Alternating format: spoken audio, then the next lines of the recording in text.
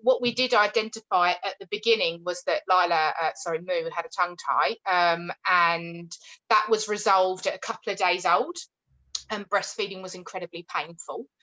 And that's how we worked out that there was a tongue tie there. Tongue tie was divided, things were going really well, and then at around 3 weeks old, she started to become more and more unsettled, to the point she would scream for days on end, hours on end, wouldn't sleep. And then it kind of all went downhill from there, really. We progressed from the crying to horrible nappies, and generally she was just a completely different baby to what she'd been before. And that's when the visits to the GP started. That's when we started to try different things. So we tried removing dairy and soy from my diet. We went to the GP nearly every day for 2 weeks before they did a referral to a pediatrician. Not long after. What was the GP saying during those 2 weeks on a daily basis when you were going in? So at first, she said to me that Lila was fine and that babies cry. And that was said for the first probably 4 daily visits to the doctors. She said, "You're a first-time mum. I don't think you realise how much babies are meant to cry." And then when we got to the 5th visit, the 6th, the 7th, one episode when we took her in, Moo was screaming the doctor's surgery down to the point that they got us into the appointment sooner. And she saw her screaming, and she said to me, oh, is that what she's been doing all along? And I said, yes. So she said to me, she could just have some reflux. And they prescribed Gaviscon, as you do. And we tried that, and it did absolutely bugger all except constipate her. So we went back, and she did the referral to the pediatrician and then prescribed ranitidine, which we was told would help stop the reflux. So we started to give the ranitidine. Probably about the screaming continued, but I was so frightened I didn't know what else to do, so I carried on giving the medicines that we were given. And then when Moo was about 3.5, 4 months old, she stopped breathing and started to go blue around the lips one night, and she sleeps in bed with me. We've co-slept from very early on, and I only woke because something disturbed me, which was her flailing around. So I quickly picked her up, did some very heavy pats on the back, as you do in a choking situation, and she vomited and cleared everything up. And from then on, oh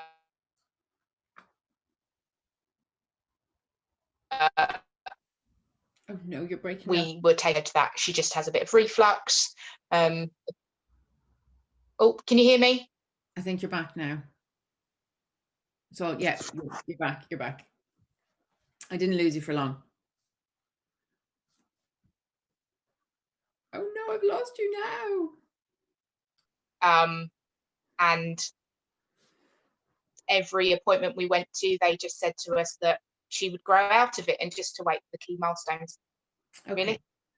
Okay, so a few months later, I don't know, was it Google or somewhere? No, actually, I think I was looking for people to work with. I remember there was an ad saying, get through the minefield of solids or something like that. And this is when we met.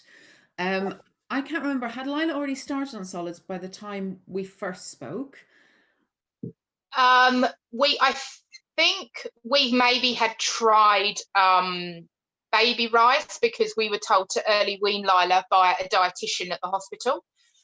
So we tried that and it was awful, so we stopped. And then when we spoke to you, you said, obviously, absolutely don't early wean. Early wean doesn't help reflux. We held off.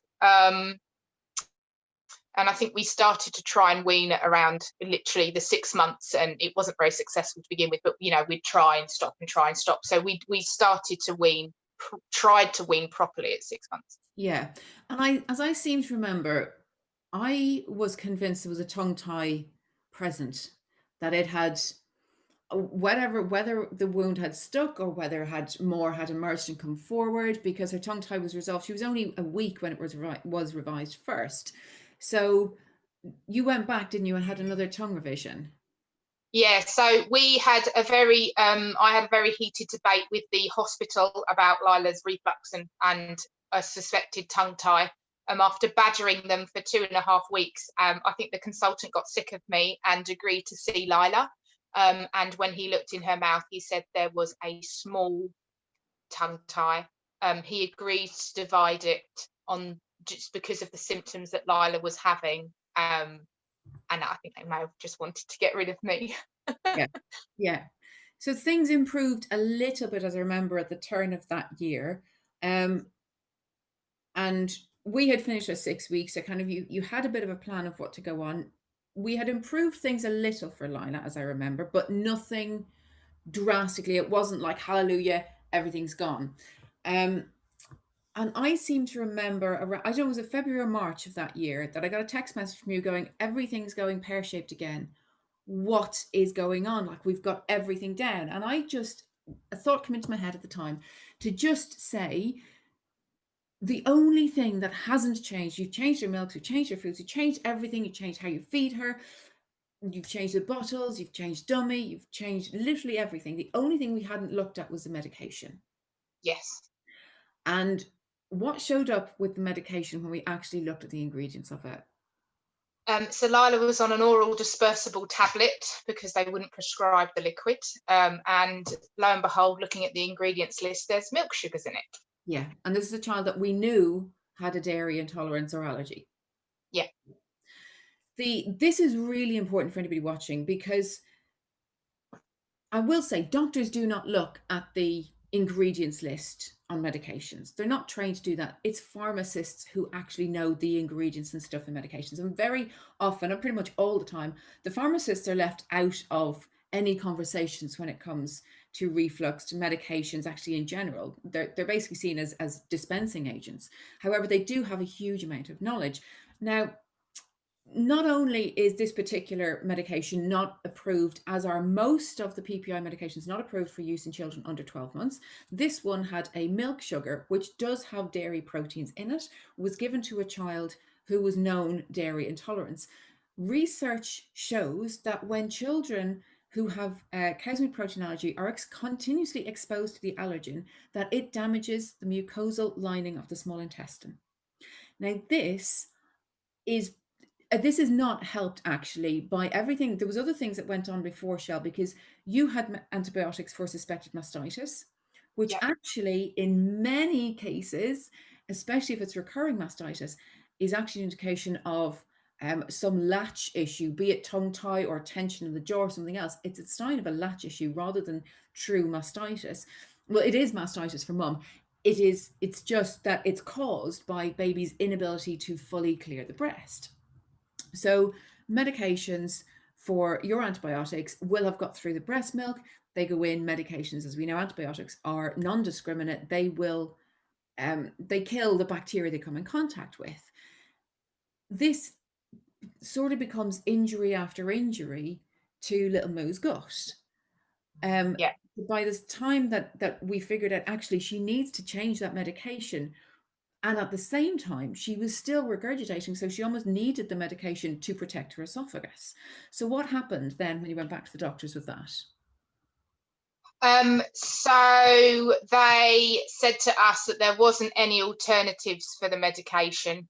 They had also said to me that that wouldn't affect Moo, that the amount was so small that it wouldn't affect her. So we continued on the medication because we wasn't really sure what else to do. But then around a year, I think it was just before she was a year old, we took the decision with your support to remove the ranitidine and the lansoprazole. We consulted the doctor first, who said he told us just to stop it. He'd never heard of the need to wean down a medication, so he told us just to stop it, but obviously I was terrified. So we worked together and we managed to get Lila off her ranitidine first. That took us about a month, I think it was, and then we got her off the lansoprazole. And again, I think that probably took us about a month, and in between doing that we had a little bit of a break in between so we could have a breather and just see what difference it was making once those were removed. Yeah. Now, if I'm right, around the same time you started working with a pediatrician in London who is highly regarded in the country. We're not going to give names away. And with his dietitian, you were told to try a number of foods, and I remember we spoke, and I'm kind of going, I don't think they're going to help her. But part of the deal in working with the doctor was, well, we have to try these and see the results first. I remember you kind of going, well, we'll give it a try. We'll give it a small bit, and everything went worse. Like, right, okay, we're leaving that out. There was lots of experimenting to say, let's see if this will work. Let's see if this was work. Did you have, from the pediatricians and the dietitians you worked with and the doctors, because there are countless of them, did any of them ever explain to you exactly what was happening for Lila and why, therefore, they were prescribing, let's try different things because this might work to help this particular thing? No, all they said was they suspected that Lila didn't have true allergies.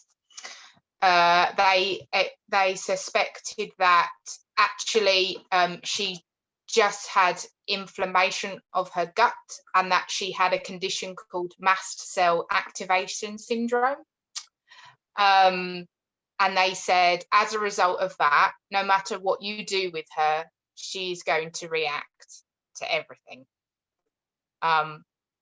So they said to us that just to give a lot of the foods, they told us just to give them, and when she was in discomfort, just to give her Calpol. Yeah. So this is basically a little girl who's been, you've not been given any answers for her at all. Now, again, in all my work, I continue to learn with all my clients. I started working in September of that year. I think you went on holidays. And you came back. I was working with another client at the time where I'd had a light bulb moment about the connection between histamine sensitivity and long-term use of these medications. And I remember speaking to you, text messages something, and it was that actually your time on holiday, Lila was eating carrots, she was eating fish, she was eating a number of foods, and was sleeping, was like a wonderful little girl. Like, I remember you kind of say, I can see my daughter, like, this is who she is. And then you came home and everything went backwards again. Yeah. So we started to have a conversation and say, well, maybe there's a histamine sensitivity issue going on. When you understand histamine sensitivity, things like the fish, when you're out beside the sea and the fish in the Mediterranean, where you're literally, the fish is so fresh, it's come from the boat that morning, as opposed to fish that's been on the counter for a week or in transit for God knows how long, which has far higher levels of histamine. We couldn't explain the carrots and why they were different out there. Yeah. But there were a number of things like that. And then there was the incidence of, in the following January, maybe, and I can't remember now if Mo had her investigative procedure at this stage. I'll come back to that in a moment. But there was a period where she had an antibiotic. Yes. Something.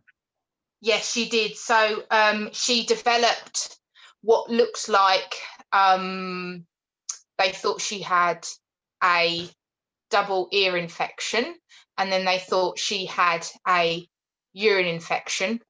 Obviously, now knowing what we know, neither was actually a true infection. But yes, she was on antibiotics for, I think it was a week. And that was a light bulb moment. But before, actually, because that was after, what was the procedure she had, and what did the paediatrician in London say about Lila's body?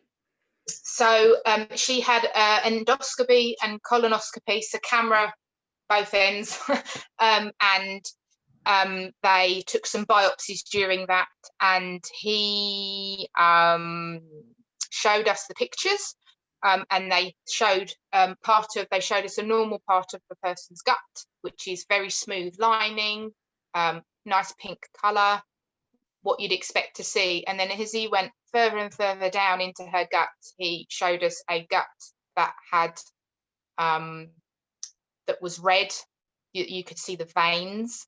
You could see lumps in the wall, which were lymph nodes. You could see mucus. And he said to me that it looked like the gut of somebody that has early stage Crohn's. Yeah. And this stage, she was one and a half or so? Yeah. And it's still, there was no, it almost felt like there was no serious, well, why has this happened? And how Yeah. can we support her? And I asked that question regularly, why is this happening? And I was just told that in some people it just happens. Yeah. Do you believe that it happens in just some people? Not now.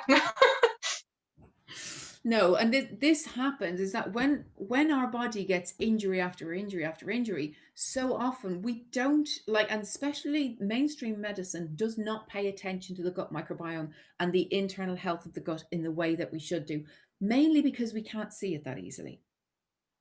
But it all presents externally, like Lila's inability to sleep restfully, her constant bloating and tummy discomfort, is just it's all a signal of something else, a reflection of what's going on the inside. Now, when we had that chat in the following year about suddenly after course of antibiotics, Lila seemed to improve for a bit, and then She she did. got worse again. Yes. And that I wasn't trained in this at the time, but I just went, that sounds like something, there is definitely something going on with her gut microbiome and the bacteria in her gut that are now linked to all of this. So you went and found a fabulous functional medicine doctor. Did this person specialize in pediatrics, or they just take you on because you So found she didn't specialise in paediatrics. She was new to setting up her clinic, and I had also done some research in the background that made me really think that there was a gut microbiome problem going on. So I just basically emailed her a plea, and I said, I know you're not directing yourself at children per se. I said, but I desperately need your help. And there was no one else really around, because this was such a new thing for the UK to have functional medicine holistic doctors.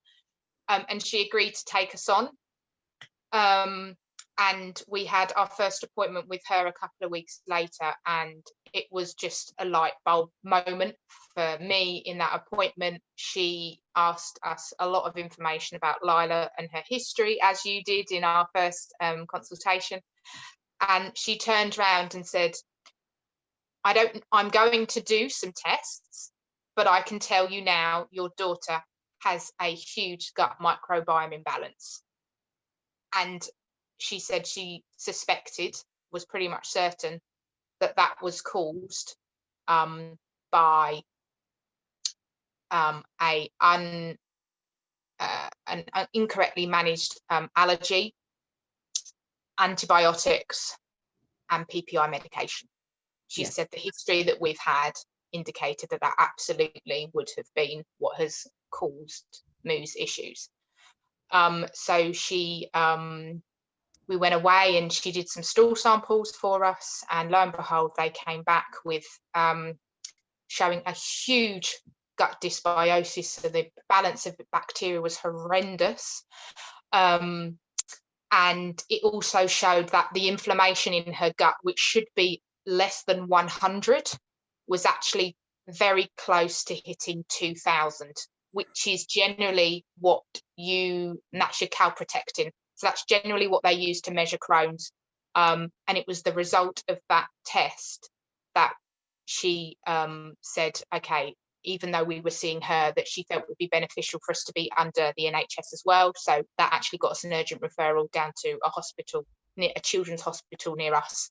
But that one stool test basically answered so many unanswered questions that we'd had for such a long time.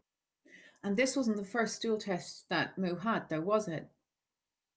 No, prior to that, we had asked the private doctor to do a stool test, and he checked some of her digestive enzymes. And he said, well, they're all functioning normally, so she doesn't have a problem with her gut. I had floated the idea behind him about, is there a digestion issue here? And he said no. So she'd had a couple of stool tests. They didn't test her microbiome because I was told that thought was a bit bonkers, essentially. So she hadn't had one that directly tested the microbiome, but she'd had all of her enzymes tested, and they were vaguely normal.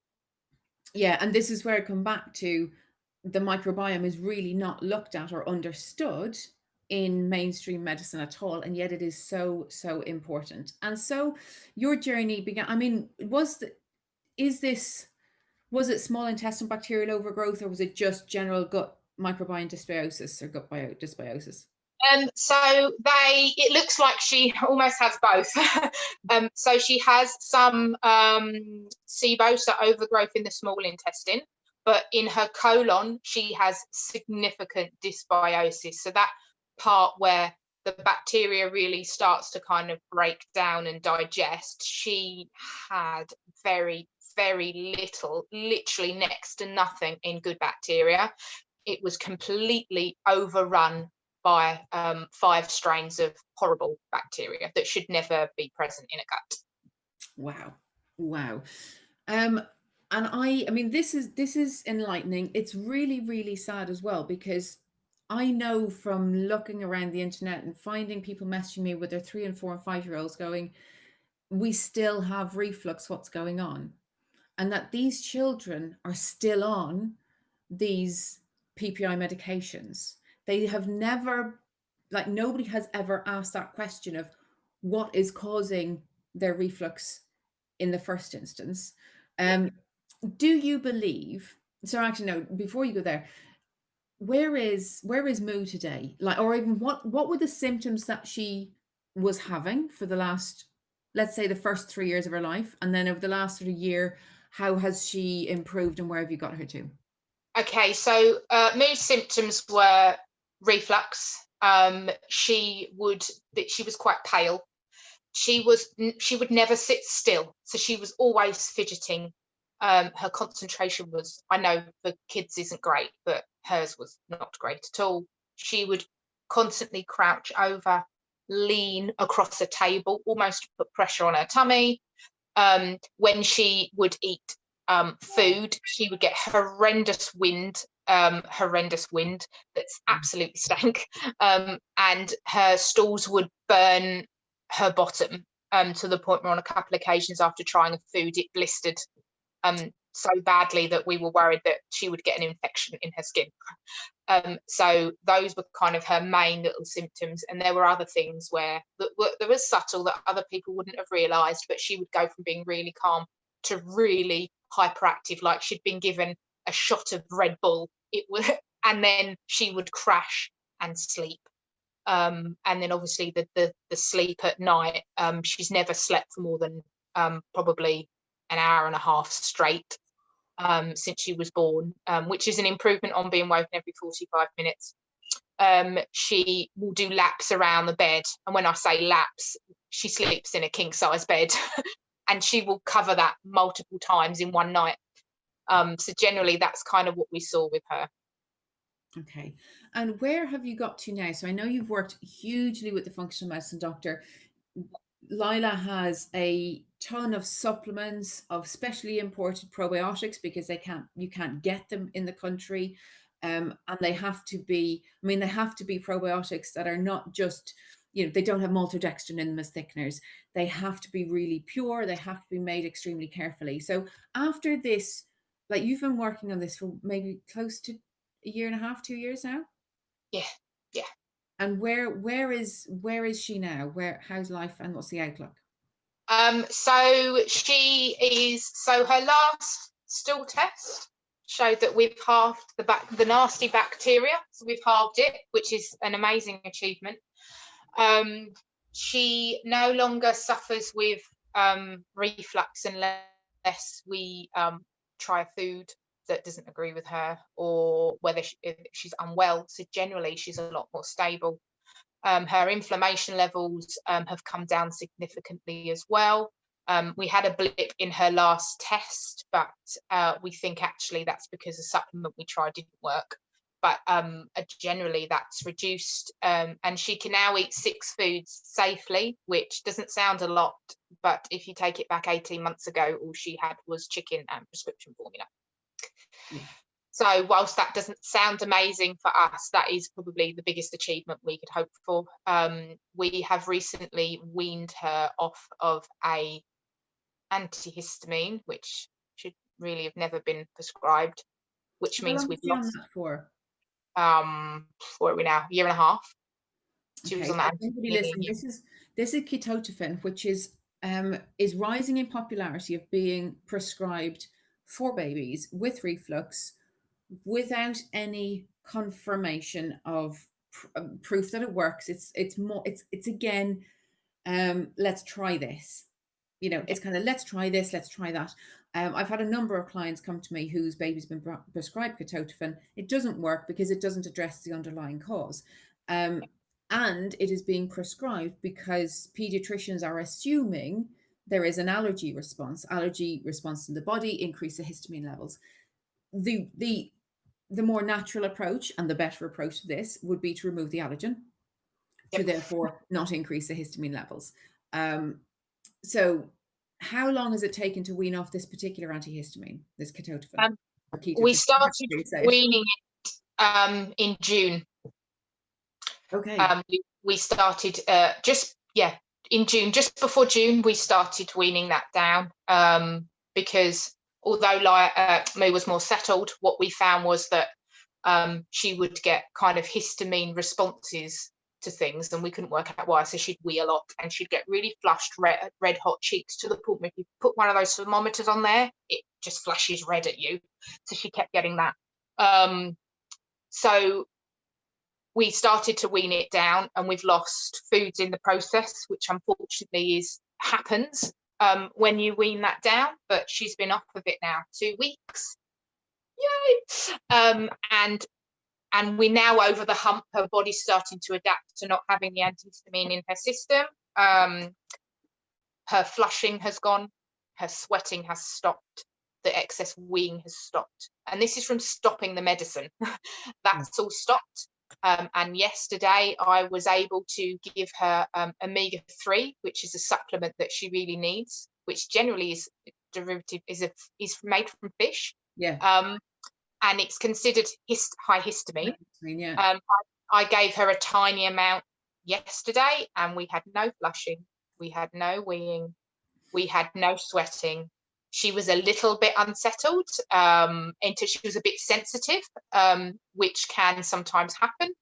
But if we had given that 6 months ago, within an hour, her face would have been bright red. She would have started weeing to the point of dehydrating herself, and she would have been profusely sweating. But we haven't had that this time. And I know 100% that is because we've taken her off of that ketotifen. Yeah, that's incredible. So this is the first time in how long that Lila is free of medications, prescribed medications? Well, she first went on medication at 4 months old, and she's not far off 3.5. So we're looking at 3 years. 3 years. That's incredible. So this is, and what's the outlook for her now that she's medication free? I mean, you yourself, I mean, I cannot imagine the journey you have been through from an emotional side, from the complete sleep deprivation, the worry, the where are the answers. But you're one of the most resilient people I have ever met, and you always have a smile on your face. So what's the outlook for Lila? What's the next steps? So she is on a wide range of probiotics at the moment, and we're just increasing those as we speak. We're going to continue to supplement her with particular type of supplements, because because of the kind of the storm in her bowel that this has all created, she doesn't absorb vitamins and minerals correctly from food, and her diet is limited, so she doesn't have the foods that contain those key vitamins and minerals. So we're supplementing her right now with a range of vitamins and minerals, which is a very slow process to introduce, but we've got 2 in. We've got about 6 more to go. So our aim is to increase her probiotics to stop any of this bad bacteria coming back, and also to help kill off some of the bad bacteria. We're going to increase her supplements, and then our aim is to continue trying foods now that as soon as we have her gut bacteria more under control, which contributes to histamine issues, once that's more under control, we can now start to try foods that generally would have been unsafe before. So, avocado for Moo would have been a disaster. But as we start to get things under control, we can start to give her those really nutritious foods and essentially re-wean her, is what we're going to have to do. Because we're also very conscious that the damage in her gut has meant that she has the digestive capability of a baby, essentially, of a very, very young child. So we need to start that process over again. So the foods that are okay, we will keep them in. But for other foods, we'll just have to start treading really carefully and just start to introduce her to things really slowly. Yeah, yeah. And so to any parents who'll be watching this, what would your advice to them be?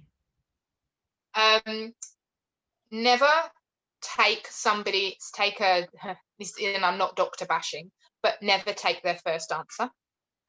If you feel that something isn't right, keep pursuing that, because had I have not pursued that doubt in my mind and found yourself, done my own research, Moo would be on steroids. She would essentially be treated as if she has Crohn's at 3.5 years old. Now, that's not to kind of scare parents, because this is not always the end result. But if I hadn't have followed that gut instinct and looked for the root cause of that reflux, and it took us a while, but if I hadn't have done that, Lila would be deemed as a child as having Crohn's, and she would be on immunosuppressants and steroids. And it doesn't bear thinking about what that would mean for her future, because I know that after some hard graft for the next 12 months, she will get there and she will be able to do what normal children do with food. The reverse means growing up with Crohn's is awful. So I'm so bloody glad that we've avoided that. Yeah, yeah. And because of the journey you've been on, you're very, very, very almost, like, it's just up to me to look at your assessments, but you're almost a baby reflux lady. Yes. Welcome. You feel passionate about understanding the root cause and resolving reflux at the beginning. What do you offer parents and anybody, and I know you've also signed up to do the diploma course, which is a lot of this stuff, everything that went on for Lila, we'll be looking at it from a much earlier point of view of why we need to take a different approach for babies much earlier on. The biggest thing that I have seen is that I don't see anybody else in the world looking at the natural digestive maturity of infants. There's this assumption they can just eat all foods. So tell me, why did you decide to change career, change the world? Because I guess there's so many babies out there that's suffering from reflux, and it's just completely bloody unnecessary, let's be honest. And I don't want anybody to feel like that they're unsupported, to feel like they're not heard, and to essentially, I don't want any parent or any child to repeat the journey that I have been on, because I have been broken many times over the last 3.5 years, and I've managed to get back up and carry on. Not everybody may be able to do that, and I just don't want anyone to go through what I've been through. And if I've got the knowledge to help other people, then I'll bloody help them as much as I can. Excellent. Well, thank you so much for sharing your story with us. Undoubtedly, there'll be hearts pouring out everywhere for your gorgeous, gorgeous little girl. I mean, and the thing is, if you look at her, if you were to see her, She has the most beautiful smile. You know, she's a spitting image of you, just like a mini me. Yeah. She's the most radiant little child. And there's also an element for me of she doesn't have, from what I understand, she doesn't have behavioral issues and tantrums unless she's had foods that don't agree with her. Yeah, she is the most, she's just, I know everyone says their kids are incredible, but she is considering what she has going on. You People look at her and have absolutely no idea because she exceeds her milestones. She does everything that any other children can do. She climbs 30 foot up a climbing wall without a harness and scares the life out of me. She's so clever and she's so smart and she's so kind and she's so patient. And you know people say to me when I tell them what's actually going on with her, they're in shock. They almost look at me as if I'm lying, Yeah. which, looking on the act from the outside in, it probably does look like that because she does so bloody well and she's just so resilient from it all. So, awful situation, but I'm sure it will serve her great, really, really well later on in life. I don't think anyone's going to mess with her. No, and she chose well. When she chose her parents, she found you. She did the best thing she ever could, best choice of her life, I think. Thank you very much for sharing this with us, Chelle. You know that we'll be speaking later on. We speak virtually daily. Yep. But yes, it has been an absolute gift of mine to work with you and Lila at the beginning, to start understanding, to help shed some light on things.